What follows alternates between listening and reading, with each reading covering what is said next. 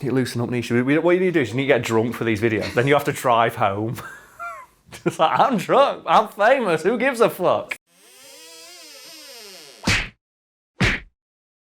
A wise man once said, if you really want to see how many people care about you and how many people would miss you if you're gone, stop paying your bills. Back in 2003, a British illusionist called Derren Brown did something similar when he asked how many people in the British public would be willing to help him potentially commit suicide, and 12,000 people stepped up. He's not really famous in America, I don't think. He's done American tours and American shows, but he's mostly famous over in the UK, and he's an illusionist best known for combining like psychoanalysis, misdirection, and suggestion to just troll the shit out of people. And he's done a load of stuff over the years that always gets him like, you know, big column news. Like he always gets like that front page thing for his latest fucking stunt. And I think the one that always sticks out to me is when he predicted the lottery numbers live on TV. Ladies and gentlemen, my prediction for the lottery numbers this week are 2, 11, 23, 28, 35, 39, in numerical order. How much of what he does is a trick and how much of it is actually just like him using his mind to do this thing is never really established, because he predicted the lottery numbers live on air. And I remember like he did a post interview where people were asking like, so what's the weirdest theories you've seen about how you did it? My favourite one is that someone said I did it with lasers.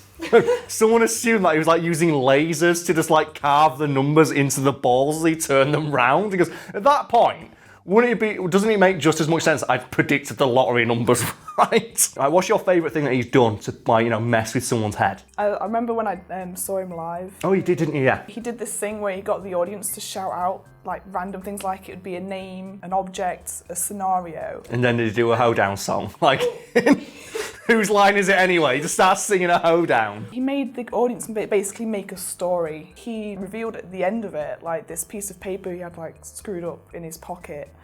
And it had the story written on it. And it had that story written on it with everything perfectly. That's one of those like, things. If I saw someone do it, I'd be like, fuck off. No, I would leave the room if someone did that to me. There's something about like people pulling off magic tricks just in front of you that really annoys me. It's like, I know there's a trick, and the fact that I know that you know that I know is why you're doing this, and it's really fucking annoying. So when David Copperfield makes the Statue of Liberty disappear, you know there's a trick there, because there's no fucking way he did that. It's obviously, but when you see a guy just go, here's a deck of cards, shuffle it, and then he hands it back and he pulls out a card and goes, okay, say any random card, and you say it, and then you flips it over, that blows my fucking mind. It's so simple, and that's why it works.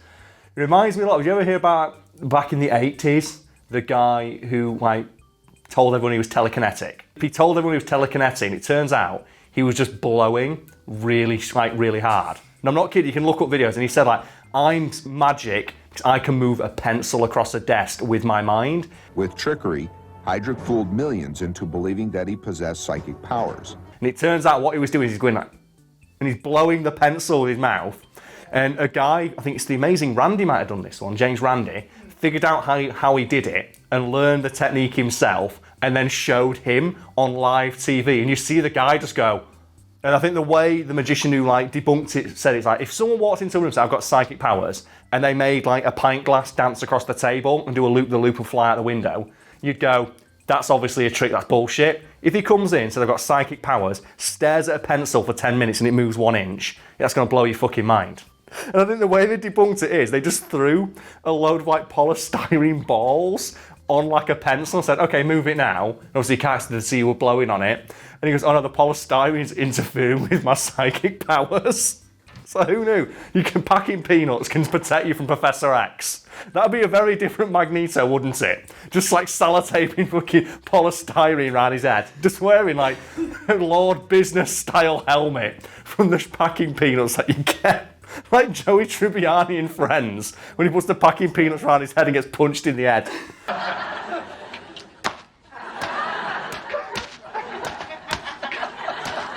So what's this thing about him almost committed suicide on TV? Do you not remember that? It was the stunt he did where he said, I'm going to play Russian roulette live on air with a real gun, and I'm going to get a member of the public to load the gun, and then I'm going to use like, you know, a combination of my, you know, my amazing abilities for suggestion and mind reading and the abilities like judge body language to not shoot myself in the head. And like you can put the clip in of like the very final bit where he just sits with a gun for about like 5 minutes, pulls the trigger next to his head, and then shoots a sandbag.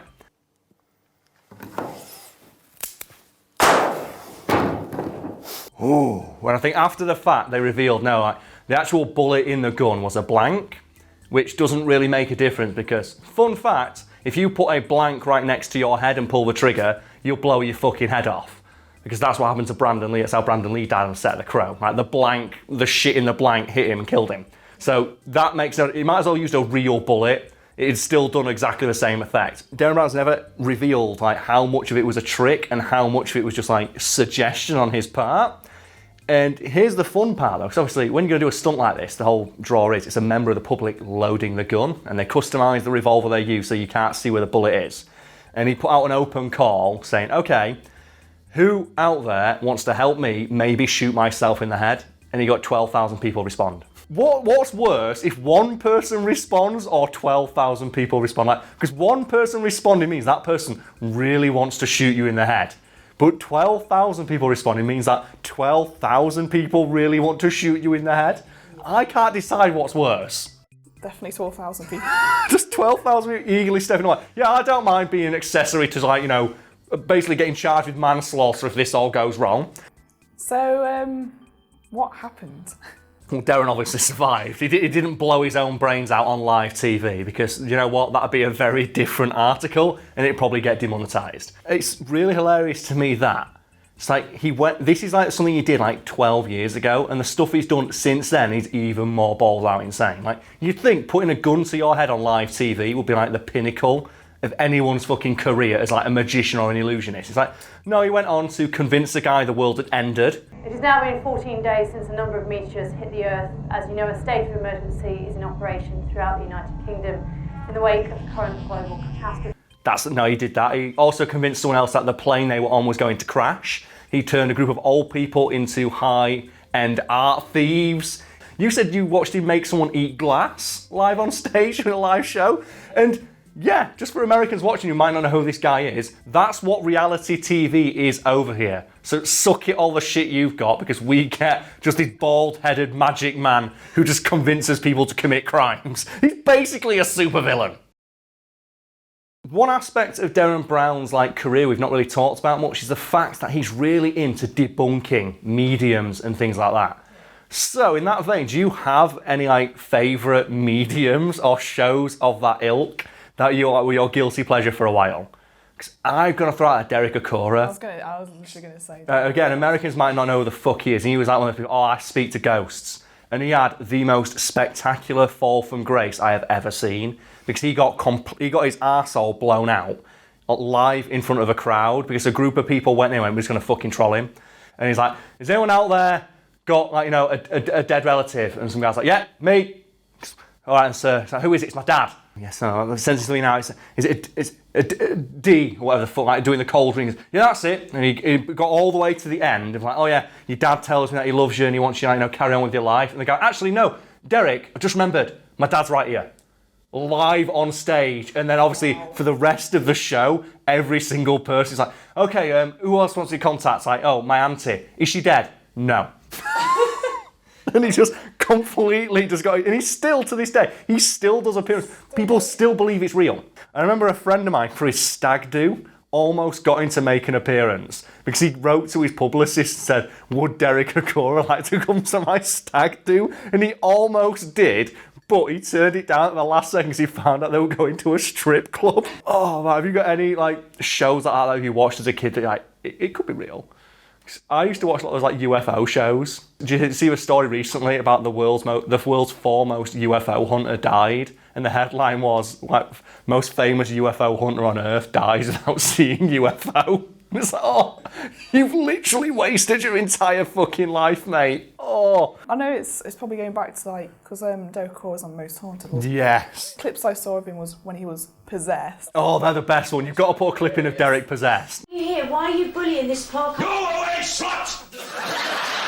I want those shows to just fucking go for it. I want them to just bollocks to it. We're going to get a guy in a Halloween ghost costume. I want to see a sheet ghost with eye holes cut in it in the back of a frame and have the people go, it's a ghost. And see if people still believe it. Because you've got People who say, I can talk to ghosts, I'm a medium, I can talk to your dead relatives, getting like balls exposed on stream. Like there is actual footage of them failing and people still believe it. So I want to know, how much could you push it?